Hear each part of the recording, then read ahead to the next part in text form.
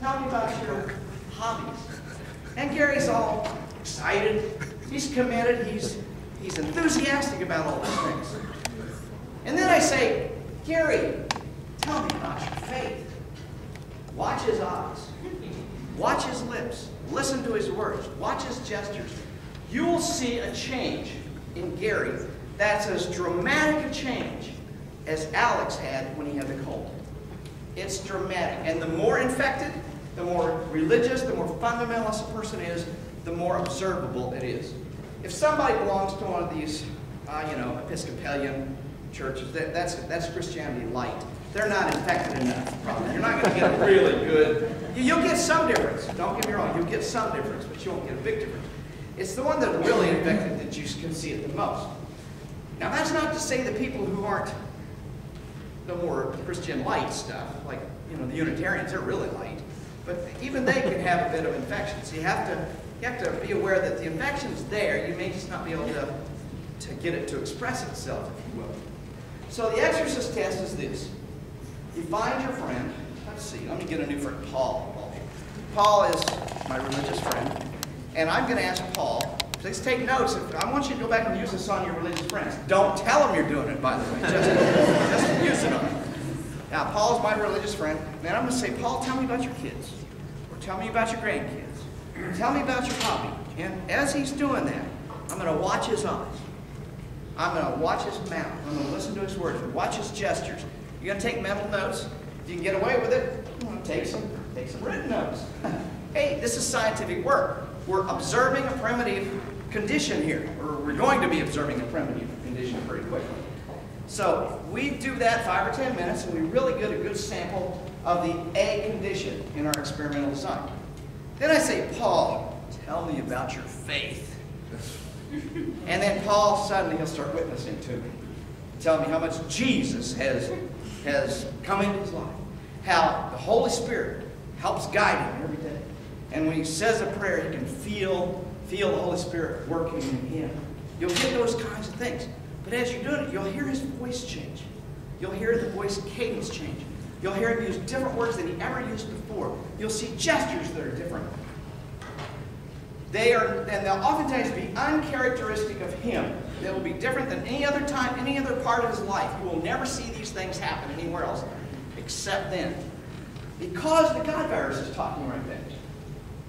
It's like in The Exorcist. When the demon starts talking, when the demon starts expressing itself in the little girl, as the 2 priests are in the room, and they're communicating with the demon, and she starts rising up, and her eyes roll back, and things start flying around the room. Well, they're communicating with the demon. Now, I'm communicating with the demon. It's called the God virus. Now, what I really want to do is ask one little question. Here's where you have to be really careful in this experiment. Ask one question that will have a mild challenge to Paul's religion. Paul, do you really believe somebody rose from the dead 2,000 years ago? Or something like that. And watch. You will see an instant, what I call religious defensiveness, come up. Their defenses will suddenly rise up. Ah, the demon has spotted an enemy. Up till this point, he's witnessing. Up to this point, he's just witnessing to me. But when I ask a question like that, the demon realizes I may be in for a battle here, and the demon will come out with a vengeance, and you'll see the religious defensiveness. Now, big point here. I want you to remember this. Do not get into an argument with him. Simply let him express himself. Finish talking about, yes, I do believe. I take it on faith. Great. Okay, I understand that now. Just don't argue. This is not an argument thing. This is an experiment, guys. We're not doing psychotherapy on Paul. We're just trying to help see this phenomena that this theory that Darrel says is the God virus. Now, the next thing you do is say, Paul, you were telling me about your grandkids, and you're going to take a vacation with them in next month. Where do you think you're going to go? And so take him back to condition A. Oh, and your hobby. You're going to a dog show next month. Okay, tell me more about that. So you've got him back to condition A. And again, you can watch his breathing rate, eye patterns, words, gestures, and you watch him go back to the normal Paul. The demon goes back inside. The demon is no longer expressing itself.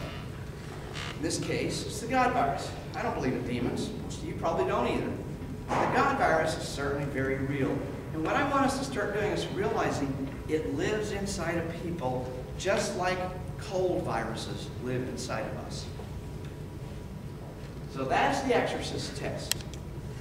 The one thing I do have a problem with is once you tell them to ask them to witness to you, sometimes it's hard to get out of the room after that. So I don't have a good way to escape.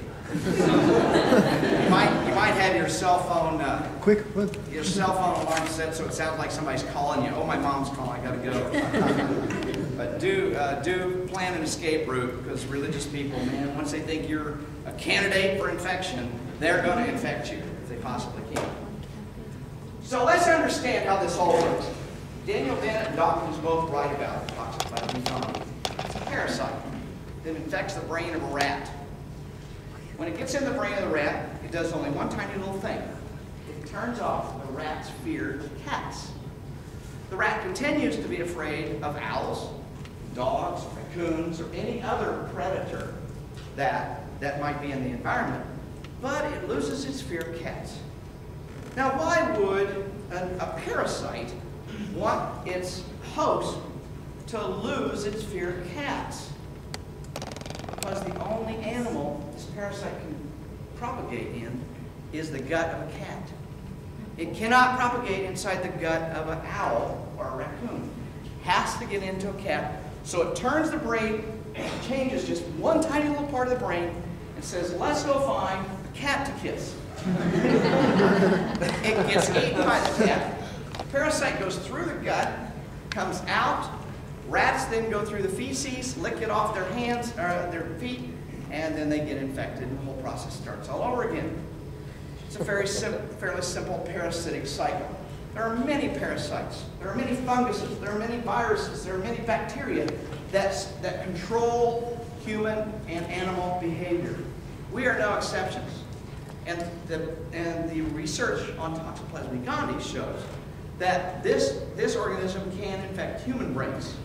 It may not propagate in us, it may not want to be in us, but shit happens. That's a bad one, wasn't it?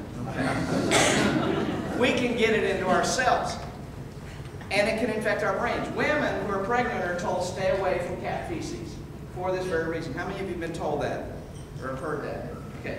There's good biological reason for staying away from cat feces. You don't want to get your brain infected with this. Secondly, the research shows that people who have an infection of Toxoplasma gondii in their nervous system, in their brains, are more neurotic than people who don't. There's a good deal of evidence showing that this organism contributes to human neurosis.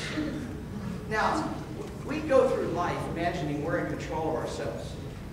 But Alex over here, when you were sneezing with your cold, you didn't realize at the time, but that cold virus had taken over a part of your nervous system. It had gotten into your nose and was irritating the nerve endings to force you to sneeze. Why was it trying to make you sneeze, Alex?